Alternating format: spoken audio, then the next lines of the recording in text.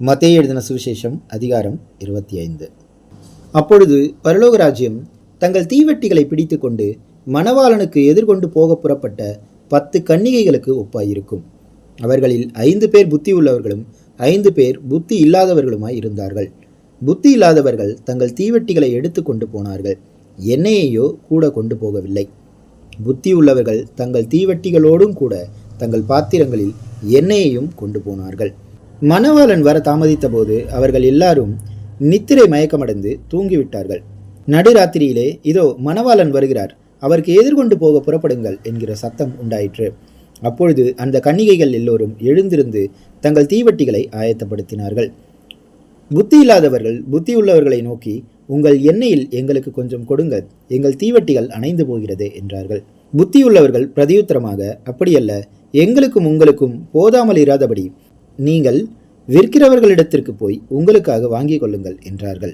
அப்படியே அவர்கள் வாங்க போன போது மணவாளன் வந்துவிட்டார். ஆயத்தமாயிருந்தவர்கள் அவர்களோடே கூட கல்யாண வீட்டிற்குள் பிரவேசித்தார்கள். கதவும் அடைக்கப்பட்டது. பின்பு மற்ற கன்னிகைகளும் வந்து, ஆண்டவரே, ஆண்டவரே, எங்களுக்கு திறக்க வேண்டும் என்றார்கள். அதற்கு அவர், உங்களை அறியேன் என்று மெய்யாகவே உங்களுக்கு சொல்லுகிறேன் என்றார். மனுஷகுமாரன் வரும் நாளையாவது நாழிகையாவது நீங்கள் அறியாதிருக்கிறபடியால் விழித்திருங்கள். அன்றியும் பரலோக ராஜ்யம் புரதேசத்துக்கு பிரயாணமாய் போகிற ஒரு மனுஷன் தன் ஊழியக்காரரை அழைத்து தன் ஆஸ்திகளை அவர்கள் வசமாய் ஒப்பு கொடுத்தது போல் இருக்கிறது. அவனுடைய திறமைக்கு தக்கதாக ஒருவனிடத்தில் 5 தாலந்தும் ஒருவனிடத்தில் 2 தாலந்தும் ஒருவனிடத்தில் 1 தாலந்துமாக கொடுத்து உடனே பிரயாணப்பட்டு போனான்.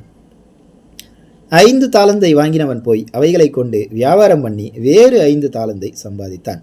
அப்படியே 2 தாலந்தை வாங்கினவனும் வேறு 2 தாலந்தை சம்பாதித்தான். 1 தாலந்தை வாங்கினவனோ போய் நிலத்தை தோண்டி தன் எஜமானனுடைய பணத்தை புதைத்து வைத்தான். வெகு காலமான பின்பு அந்த ஊழியக்காரருடைய எஜமான் திரும்பி வந்து அவர்களிடத்தில் கணக்கு கேட்டான். அப்பொழுது 5 தாலந்தை வாங்கினவன் வேறு 5 தாலந்தை கொண்டு வந்து, ஆண்டவனே, 5 தாலந்தை என்னிடத்தில் ஒப்புவித்தீரே, அவைகளை கொண்டு இதோ வேறு 5 தாலந்தை சம்பாதித்தேன் என்றான். அவனுடைய எஜமான் அவனை நோக்கி, நல்லது, உத்தமமும் உண்மையும் உள்ள ஊழியக்காரனே, கொஞ்சத்திலே உண்மையாயிருந்தாய், அநேகத்தின் மேல் உன்னை அதிகாரியாக வைப்பேன், உன் எஜமானனுடைய சந்தோஷத்திற்குள் பிரவேசி என்றான். 2 தாலந்தை வாங்கினவனும் வந்து, ஆண்டவரே, 2 தாலந்தை என்னிடத்தில் ஒப்புவித்தீரே, அவைகளை கொண்டு இதோ வேறு 2 தாலந்தை சம்பாதித்தேன் என்றான். அவனுடைய எஜமானன் அவனை நோக்கி, நல்லது, உத்தமமும் உண்மையும் உள்ள ஊழியக்காரனே, கொஞ்சத்திலே உண்மையாயிருந்தாய், அநேகத்தின் மேல் உன்னை அதிகாரியாக வைப்பேன், உன் எஜமானனுடைய சந்தோஷத்திற்குள் பிரவேசி என்றான். 1 தாலந்தை வாங்கினவன் வந்து, ஆண்டவனே, நீர் விதைக்காத இடத்தில் அறுக்கிறவரும் தெளிக்காத இடத்தில் சேர்க்கிறவருமான கடினமுள்ள மனுஷன் என்று அறிவேன். ஆகையால் நான் பயந்து போய் உமது தாலந்தை நிலத்தில் புதைத்து வைத்தேன், இதோ உம்முடையதை வாங்கி கொள்ளும் என்றான். அவனுடைய எஜமானன் பிரதியுத்தரமாக, பொல்லாதவனும் சோம்பலுமான ஊழியக்காரனே, நான் விதைக்காத இடத்தில் அறுக்கிறவன் என்றும் தெளிக்காத இடத்தில் சேர்க்கிறவன் என்றும் அறிந்திருக்கிறாயே. அப்படியானால் நீ உன் பணத்தை காசுக்காரர் வசத்தில் போட்டு வைக்க வேண்டியதாய் இருந்தது. அப்பொழுது நான் வந்து என்னுடையதை வட்டியோடே வாங்கி கொள்வேனே என்று சொல்லி அவனிடத்தில் இருக்கிற தாலந்தை எடுத்து 10 தாலந்துள்ளவனுக்கு கொடுங்கள். உள்ளவனவனோ அவனுக்கு கொடுக்கப்படும், பரிபூரணமும் அடைவான். இல்லாதவனிடத்திலிருந்து உள்ளதும் எடுத்துக்கொள்ளப்படும். பிரயோஜனமற்ற ஊழியக்காரனாகிய இவனை புறம்பான இருளிலே தள்ளி போடுங்கள், அங்கே அழுகையும் பற்கடிப்பும் உண்டாயிருக்கும் என்றான். அன்றியும் மனுஷகுமாரன் தமது மகிமை பொருந்தினவராய் சகல பரிசுத்த தூதரோடும் கூட வரும்போது தமது மகிமையுள்ள சிங்காசனத்தின் மேல் வீற்றிருப்பார்.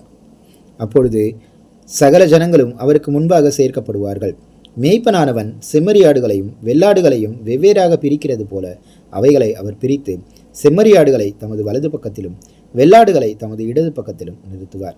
அப்பொழுது ராஜா தமது வலது பக்கத்தில் நிற்பவர்களை பார்த்து, வாருங்கள், என் பிதாவினால் ஆசீர்வதிக்கப்பட்டவர்களே, உலகம் உண்டானது முதல் உங்களுக்காக ஆயத்தம் பண்ணப்பட்டிருக்கிற ராஜ்யத்தை சுதந்திரித்துக் கொள்ளுங்கள். பசியாயிருந்தேன், எனக்கு போஜனம் கொடுத்தீர்கள், தாகமாயிருந்தேன், என் தாகத்தை தீர்த்தீர்கள், அந்நியனாயிருந்தேன், என்னை சேர்த்து கொண்டீர்கள், வஸ்திரமில்லாதவனாயிருந்தேன், எனக்கு வஸ்திரம் கொடுத்தீர்கள், வியாதியாயிருந்தேன், என்னை விசாரிக்க வந்தீர்கள், காவலில் இருந்தேன், என்னை பார்க்க வந்தீர்கள் என்பார். அப்பொழுது நீதிமான்கள் அவருக்கு பிரதியுத்தரமாக, ஆண்டவரே, நாங்கள் எப்பொழுது உம்மை பசி உள்ளவராக கண்டு உமக்கு போஜனம் கொடுத்தோம்? எப்பொழுது உம்மை தாகமுள்ளவராக கண்டு உம்முடைய தாகத்தை தீர்த்தோம்? எப்பொழுது உம்மை அந்நியராக கண்டு உம்மை சேர்த்து கொண்டோம்? எப்பொழுது உம்மை வஸ்திரம் இல்லாதவராக கண்டு உமக்கு வஸ்திரம் கொடுத்தோம்? எப்போது உம்மை வியாதி உள்ளவராகவும் காவலில் இருக்கிறவராகவும் கண்டு உம்மிடத்தில் வந்தோம் என்பார்கள். அதற்கு ராஜா பிரதியுத்தரமாக, மிகவும் சிறியவராகிய என் சகோதரனான இவர்களில் ஒருவனுக்கு நீங்கள் எதை செய்தீர்களோ அதை எனக்கே செய்தீர்கள் என்று மெய்யாகவே உங்களுக்கு சொல்லுகிறேன் என்பார்.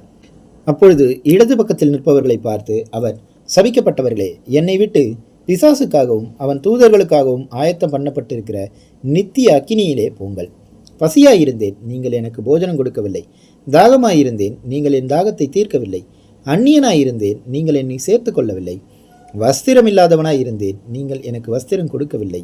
வியாதி உள்ளவனாயும் காவலில் அடைபட்டவனாயும் இருந்தேன், நீங்கள் என்னை விசாரிக்க வரவில்லை என்பார். அப்பொழுது அவர்களும் அவருக்கு பிரதியுத்தரமாக, ஆண்டவரே, உம்மை பசி உள்ளவராகவும் தாகமுள்ளவராகவும் அந்நியராகவும் வஸ்திரம் இல்லாதவராகவும் வியாதிப்பட்டவராகவும் காவலில் அடைக்கப்பட்டவராகவும் நாங்கள் எப்பொழுது கண்டு உமக்கு உதவி செய்யாதிருந்தோம் என்பார்கள். அப்பொழுது அவர் அவர்களுக்கு பிரதியுத்தரமாக, மிகவும் சிறியவர்களாகிய இவர்களில் ஒருவனுக்கு நீங்கள் எதை செய்யாதிருந்தீர்களோ அதை எனக்கே செய்யாதிருந்தீர்கள் என்று மெய்யாகவே உங்களுக்கு சொல்லுகிறேன் என்பார். அந்தபடி இவர்கள் நித்திய ஆக்கினையை அடையவும் நீதிமான்களோ நித்திய ஜீவனை அடையவும் போவார்கள் என்றார்.